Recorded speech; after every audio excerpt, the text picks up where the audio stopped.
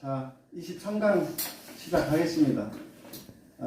아직도 코로나가 수도권에서는 극성을 부려서 혹시 마스크 잘 쓰고 사실 누가 누구를 만나는지 모르잖아요. 그러니까 항상 도사리고 있다. 그러니까 조심하셔야 되겠습니다. 오늘 23강 하기 전에 알묘조장이라는 그런 고사성어에 대해서 잠깐만 말씀드리겠습니다. 송나라에 어떤 그 성미가 아주 급한 그 사람이 살고 있었어요. 근데 그 사람이 얼마나 성미가 급했냐면은 자기 아들을 심부름 딱 어디 갔다 와 하고서는 갔다 왔냐 벌써 물어보는 정도로 성미가 급하신 분이 살고 계셨는데, 그는 이제 그 동네를 이제 한 바퀴 돌다가 자기 논에 심어놓은 그 모가 첼로 피냐큰 거예요. 키가 적고. 그래서 이게 도저히 안 되겠다. 어떤 방법이 있을까 하고 있다가 다음 날에 이제 거기를 자기 논에 가서 어린 모를 심어놓은 걸 다 들었어요, 이렇게. 그래서 우리나라 말로는 뜬모라고 그러죠. 뜬모를 땜방합니다. 예. 그래서 이제 그 모를 다 이렇게 들어놓고 흐뭇한 마음으로 저녁 늦게 집에 왔어요. 그러니까 집에 이제 계신 자기 그 부인하고 애들이, 아유, 아버지, 또 왜 이렇게 늦게 오셨냐고. 아유, 그랬더니 내가 좀 큰 일을 하고 왔다. 그러니까 밥만 내가 먹고 자야 되겠다. 그래서 피곤해서 이제 잠자리 들어버렸어요. 그래서 이제 그 다음 날 해가 쨍쨍 쪘는데 아들이, 아유, 아버지가 어떻게 이렇게 큰 일을 했다고 논에 가서 궁금하잖아요. 논에 가서 이제 딱 보니까 뭐가 바싹 말라 다 죽어버린 거예요. 이 말은 뭐냐면은 어떤 일을 빨리 성사시키려고 무리하게 어떤 일을 한다든지 또 무리하게 그것에 이치에 맞지 않게 행동을 이렇게 하면은 오히려 어떤 일을 망칠 수 있다. 그래서 글쓰기도 마찬가지입니다. 글쓰기도 어떤 무리하게 막 성취를 하려고 하면은 어려워요. 그래서 우리가 흔히 하는 말 있잖아요. 사상누각이라고. 그래서 한 단 한 단 쌓아서 이렇게 올려야 되는 것이지, 그냥 그렇지 않고 무리하게 하시는 분들도 많이 있어요. 제가 전라도에 있을 때 진안이라는 곳이 있었어요. 그 진안이라는 곳에서 이제 제가 아는 분이 귀농을 해가지고 벽돌집을 겨울에 짓기 시작한 거예요. 근데 무리를 해가지고 벽돌 마르지도 않은 것을 올렸어요, 이렇게. 올리니까 다음날 엄청 쳤죠? 벽돌이 튼튼한 거예요. 깡깡 얼으니까. 이거 내가 잘했는갑다 생각하고, 이제 좀 더 다 쌓아도 되겠다. 그래가지고 벽돌을 다 쌓고, 이제 집을 형태를 갖췄어요. 갖추고서는 이제, 집을 잘 졌으니까 이제 거기도 황토 회벽도 바르고, 이제 구들도 놓아야 되고, 이제 이런 것을 다 해야 돼요. 그럼 이제 날씨가 따뜻해져가지고 거기를 갔어요. 어떻게 됐겠습니까? 그게 허물어져가지고 그냥 지붕 이렇게 된 거 있잖아요. 루핑 지붕인데 지붕이 딱 아래 땅에 붙어버린 거예요. 왜 그러냐면 그분이 너무 그거를 모른 거죠. 이게 얼고 있어서 오히려 집이 벽이 단단하게 선 줄 알았죠. 그러니까 어떤 것도 세월이라든지 어떤 이치에 어긋나면은 안 돼요. 특히 글쓰기는 천천히 많은 것을 체험하고 생각하고 느끼고 그런 것들을 감정으로서 융해해서 나오는 거거든요. 그래서 이 말은 뭐냐면요, 빨리 어떤 것을 결실을 보려고 큰 일을 망친다는 그런 뜻인데, 알묘조장이라는 고사성어를 오늘 한번 말씀드리고, 23강은요 시는 언어로 만든 생명체이다. 또 두 번째는 비틀거나 꼬지 마라. 문장을 억지로 이렇게 꾸는 분들이 있어요. 어순을 너무 바꾼다든지 억지로 꽈서 그런 어떤 생명체로서의 존재를 할 수 없게끔 만들어 버리는 그런 글들이 좀 있습니다. 어떤 글들이 그런 게 있는지 한번 알아보도록 하겠습니다. 첫 번째네요. 시는 언어로 만든 생명체이지 찍어내는 공산품이 아닙니다. 맞습니다. 요즘 글들을 보면요. 이런 것이 있더라고요. 제가 어디에서 심사를 이제 가끔 보는데 갔더니 내용이 비슷비슷해요. 제목만 바꿔 다른 거예요. 네, 그게 그거고 그게 그거예요. 도대체 어떤 걸 꼽아야 할지도 모를 때도 상당히 있어요. 그러니까 어떤 특수한 것을 원하는 것은 꼭 아니지만은 그분이 거기에 그 응모한 작품이 정말 그 다른 사람에게 좀 감동을 주느냐, 또 다른 사람이 했던 말 또 베껴서 한 것처럼 이렇게 해놓으면은 본인은 글을 굉장히 잘 썼다고 해도 사실은 그렇지 않거든요. 물론 저도 잘 쓰는 건 아닙니다. 예, 그래서 저도 항시 노력을 해요. 예, 그래서 언어로 만든 그 생명체이다 그 말이에요. 언어로 만든 생명체라는 것은 존재의 집이라는 거거든요. 가끔 그런 말 제가 하잖아요. 하이데크가 말할 때 시는 사유산물이요 존재하는 허구집이다.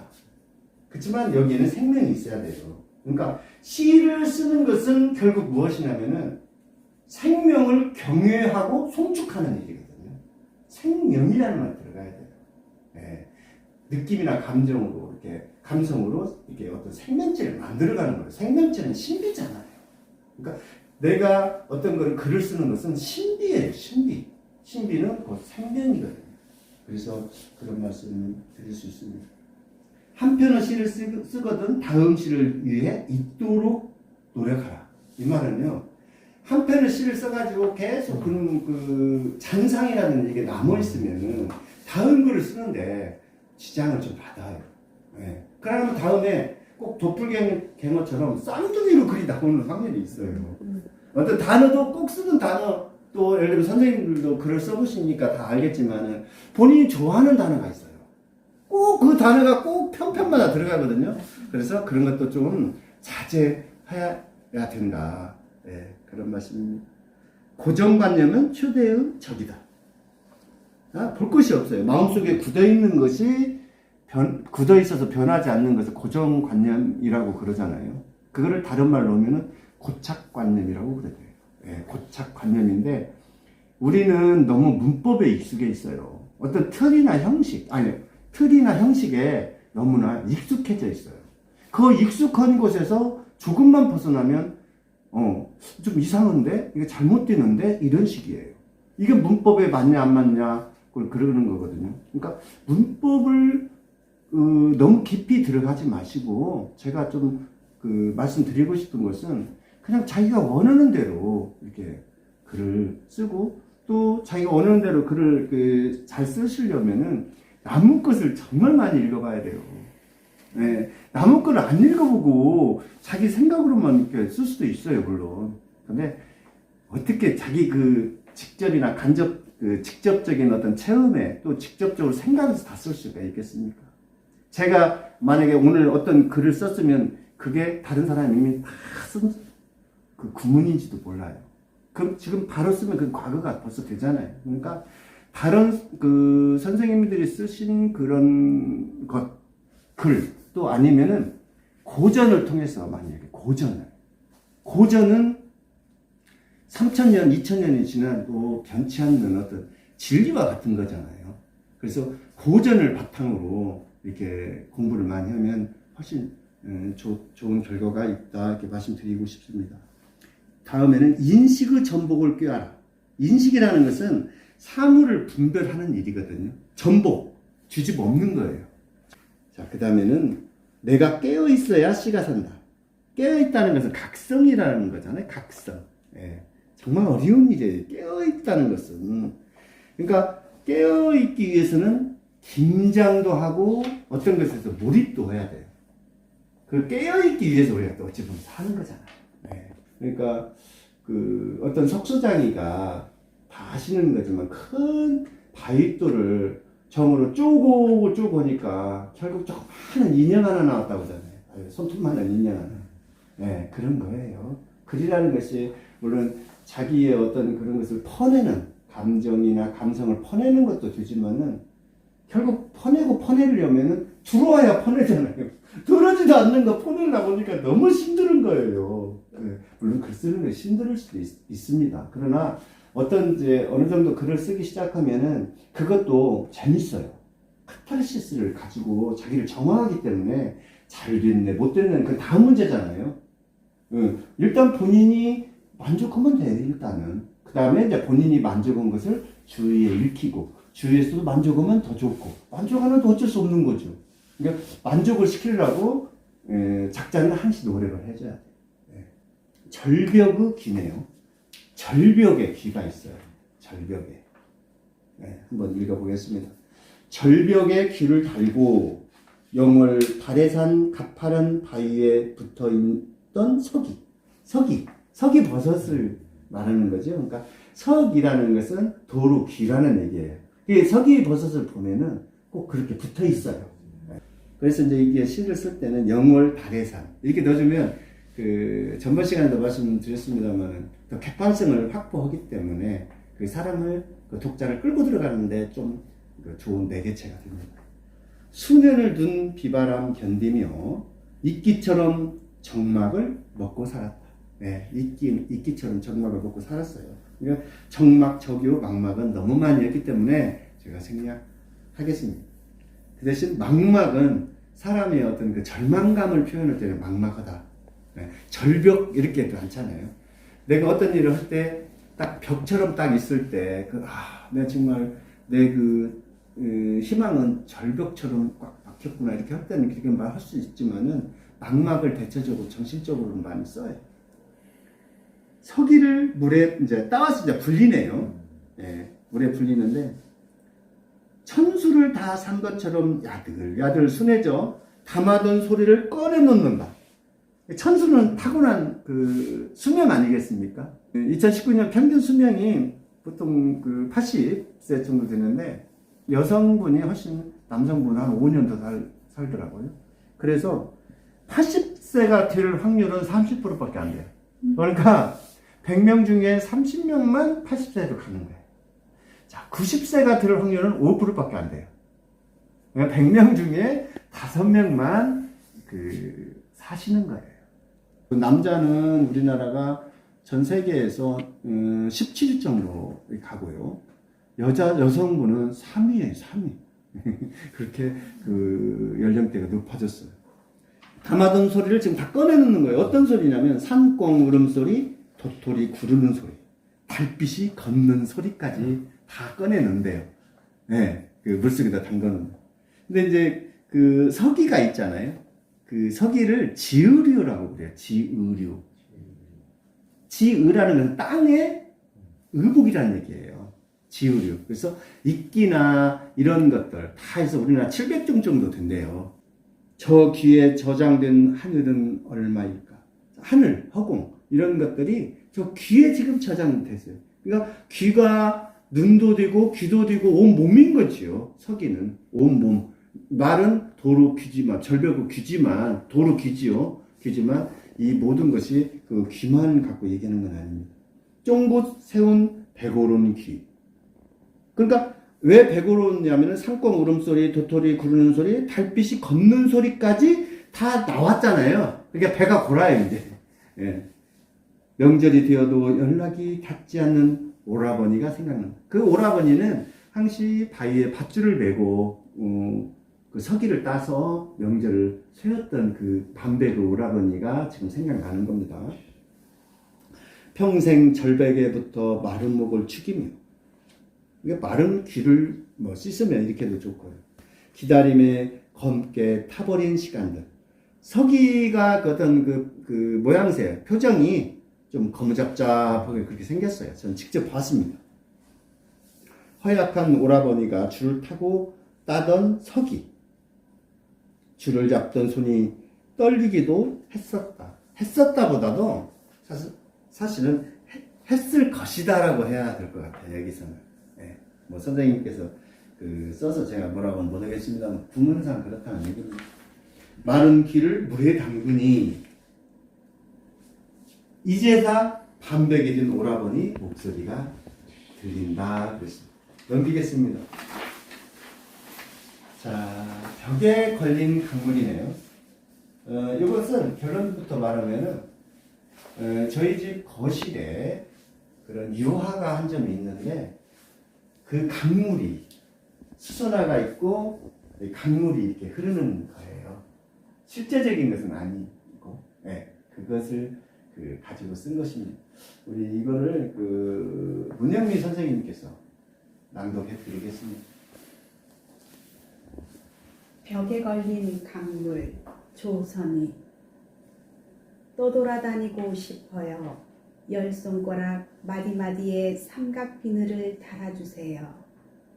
혹부리 등에는 평면 나침판 지느러미도 장착해 주시고요.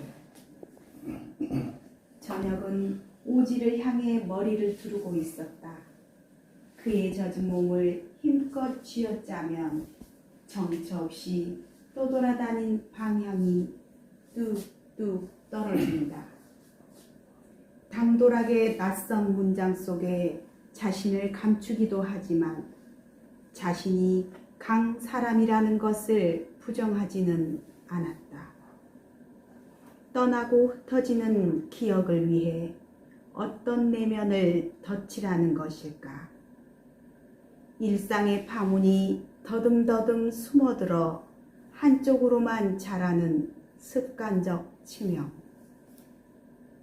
모든 물을 쏟아내고 저 강을 벽에 걸기까지 나는 강이 벗어놓은 낡은 신발을 정리하곤 했다. 벽에 길을 대면 자분자분 물소리가 들리고 고단한 물의 뿌리가 벽을 뚫고 목을대 깊은 태양의 좌표에 다가간다. 그 어떤 벽도 물의 표면 장력보다 높거나 낮지 못하므로 서로에게 팽창하며 벽에서 자라는 강. 네, 역시 낭송가님이라 참 낭송 잘하시는 것 같아요. 낭독을. 벽에 걸린 강물입니다. 네, 모두에서 말씀드렸습니다만 제가 이제 이 작품을 발표하니까 제가 다 이름도 이게 조선의니까 좀 여성분 같잖아요. 남성분들이 굉장히 많이 하여튼 저한테 접근을 하더라고요. 근데 이제 이 작품 자체도 여성스러워요. 자, 이건 이제 가로로 묶어놨어요. 떠돌아다니고 싶어요. 지금 액자가 말을 하고 있는 거예요. 액자가. 떠돌아다니고 싶어요. 열 손가락 마디마디에 삼각 비늘을 달아주세요. 뭐 사각 비늘인지 삼각 비늘인지 잘 모르지만은 그 비늘의 형태를 그냥 한번 생각해봤고요. 지느러미, 앞지느러미나 이렇게 삼각형으로 이렇게 됐어요. 완전 정삼각형은 아니지만은 그런 식의 유선형으로 되어 있는데 그냥 이렇게 표현했을 뿐입니다. 예. 꼭 무슨 시를 쓴다고 해서 저건 네모니까 네모로만 표현하는 건 아니에요. 네모도 바퀴가 될 수 있는 거예요. 예. 동그란 것만 바퀴가 될 수 있다고 생각하면 안 되잖아요. 제가 가끔가다 그런 넌센스 퀴즈 하잖아요. 큰 코끼리를 냉장고에 어떻게 넣냐고. 크다는 것을 이미 생각을 하는 거예요. 냉장고는 작다는 것만 생각하는 거예요. 그러니까 그냥 큰 코끼리를 어떻게 넣냐 하면 문 열고 냉장고 문 열고 코끼리 집어넣으면 되는 거예요. 예. 너무 간단한데 너무 우리는 어떤 그런 틀이나 이런 게 얽매여 있는 거예요. 혹부리 등에는 평면 나침반 지느러미도 장착해 주시고요. 이건 뭐냐면 장착한다는 것도 달아주는 거예요. 근데 똑같이 달아주세요 하면 재미가 없어서 좀 제가 바꿔 써봤습니다. 혹부리 등에는 고기가 이렇게 돼 있으니까 그 등에는 거기다가 나침판을 달아달래요. 사실 고기의 나침판, 그러니까 이게는 사실 고기가 아니고 강물이에요. 이게 여기는 지느러미나 이런 거 있으니까 고기로 생각되지만 강물이 지금 한다고 제가 분명히 말씀드렸어요. 그래서 강물은 혹불이라는 것은 강물이 흘러가는데 꼭 이렇게 타는 것만 아니에요. 이렇게 녹기도 하고 휘어지기도 해서 그걸 혹불이라고 표현하는 겁니다. 자, 지금부터 제가 말하는 겁니다. 저녁은 오지를 향해 머리를 두르고 있었다. 여기서 오지라는 것은요, 어둠이 딱 오면은요, 길들이 다 오지가 되는 거예요. 미명이 안 보이니까 잘. 그래서 이렇게 말했는데, 우리 가끔 그런 말 하잖아요. 가까운 오지라고. 그 젖은 몸을 힘껏 쥐어짜면 정처 없이 떠돌아다닌 방향이 뚝뚝 떨어진다. 똑똑. 이건 뭐냐면 강물을 쥐어짜면 강물이 돌아다녔던 것이 똑똑 떨어지겠죠. 예, 물처럼. 당돌하게 낯선 문장 속에 자신을 감추기도 하지만 자신이 강사람이라는 것을 부정하지는 않았다. 이제는 이 강물과 제가 이제 하나로 되는 겁니다. 예. 떠나고 흩어지는 기억을 위해 어떤 내면을 덧칠을 하는 것일까? 내면이라는 것은요, 실상의 실체, 물리적 실체를 말하는 거예요. 실상에 있는, 내 몸에 있는 실체, 물리적 실체. 덧칠한다 한번 알아볼게요. 우리가 덧칠한다고 많이 하잖아요. 한 겹을 덧칠하는 거죠. 덧칠하는 거. 근데 객칠이라는 말도 있어요. 그것도 똑같아요. 객칠. 거기 칠한 데다 다시 칠하는 거예요. 객칠. 이 세 개 안 맞아. 그럼 세 개를 맞추려고 또 다시 하는 거 객칠. 그 다음에 가칠이라는 것이 있어요. 가칠. 가칠은 한 번 붓을 이렇게 그었어요. 이렇게 글을 썼는데 글자 형태가 안 좋으니까 한 번 더 거기다 그 붓을 긋는 거예요. 그걸 가칠이라고 해요. 근데 이제 글을 시 같은 특히 시를 읽다 보면은 비백이라는 말이 나와요. 비백. 상당히 어려운 말인데요. 이 비백은 한자 글씨체 하나예요. 십체락에서 10가지 글씨체가 있어요. 10가지 글씨체 중에 하나인데 이거는 이제 운필법 중에 하나거든요. 비백은 위에서 아래로 옆으로 그실 때 붓이 이게 좀 성근 거로 딱 하면은 이게 색이 칠해지는 부분과 안 칠해지는 부분이 있죠. 예를 들면 폭포를 얘기할 때 저 흐르는 떨어지는 물이 비백 같다 이렇게 할 때 그 말을 쓰거든요. 그러니까 이게 칠해지는 붓과 안 칠해지는 곳을 그 여백으로 그냥 딱 놔두는 거예요. 그게 운필법을 십체 중에 하나거든요. 굉장히 고급스러운 칠입니다. 그래서 비백이라는 단어도 알아볼 필요가 있어서 제가 말씀드렸습니다. 일상의 파문이, 일상 파문이라는 사상사잖아요. 일상사, 네, 일상의 파문이 더듬더듬 숨어들어 한쪽으로만 자라는 습관적 치명. 그러니까 강물은 있잖아요. 한쪽으로만 자라는 거예요. 한쪽으로만 흐르는 거예요. 습관적으로 이건 우로 거슬릴 수는 없잖아요. 강물은 한쪽으로만. 바닷물은 다른 중력에 의해서 썰물과 밀물이 있잖아요. 그렇지만 강물만은 역류를 못하게 돼 있어요. 이건 구조가 그래 못합니다. 네. 모든 물을 쏟아내고 저 강을 벽에 걸기까지 나는 강이 벗어놓은 낡은 신발을 정리하곤 했다. 이건 뭐냐면 강을 내가 지금 데리고 왔어요. 손님으로. 제가 될 수도 있고요. 그거를 거실로 데리고 왔어요. 그러면 거실로 데리고 들어오면은 뭐가 남아요? 신발장에 신발이 남았잖아요. 그건 제가 지금 정리하고 있는 거예요. 벽에 귀를 대면 차분차분 물소리가 들리고 고단한 무릎 뿌리가 벽을 뚫고 목을 깊은 태양의 좌표에 다가선다. 뭐 다 아시겠죠? 여기서 좌표 한번 볼까요? 자리표라고 그래요. 좌표를. 흔히 일정한 자리가 적혀 있는 표예요. 우리가 어디를 갈 때, 예를 들면 분독기로 예를 들어서 이제 좌표를 찍잖아요. 어디 폭탄을 어디다 날려야 되겠다. 그럼 그 좌표를 찍는 것을 좌표라고 그러고, 좌표라고 흔히 혼동하신 분들 많아요. 좌표. 이건 뭐냐면은 화살에다가 1, 2, 3, 4, 5, 6, 7 이렇게 표시를 하는 것을 좌표라고 그래요. 화살에다가. 네. 그러니까 시 쓸 때 꼭 좌표라고 하시는 분들 상당히 있더라고요. 네, 이거 좀 조심해야 되면 우리 흔히 있는 벚나무를 그냥 시옷이라고 대부분 한 8, 90%를 써요. 지읒이잖아요, 벚나무가. 좀 그렇게 몇 번 얘기해도 잘 안 붙여지는가 봐요. 네, 그런 것은 좀 알아두면 좋습니다. 그 어떤 벽도 무릎 표면 장력보다 높거나 낮지 못하므로 서로에게 팽창하며 벽에서 자라는 강. 벽에서 그 강은 항시 흘러 그리고 자라요. 그러면 표면 장력 한번 알아볼게요.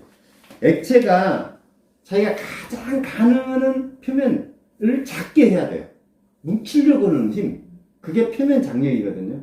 그래서 표면 장력을 이용한 데 많잖아요. 소금쟁이가 통통통 뛰어간다든지, 이건 다 낙엽이 물 위에 떠 있다든지, 그건 다 표면 장력 때문에 떠 있는 거예요. 예. 그렇기 때문에 그 표면 장력은 뭐냐면요. 어떤 면적을 이렇게 수축하려고 작용하는 힘을 말하는 거예요. 예, 표면 장력. 예. 그래서 한번 알아봤습니다.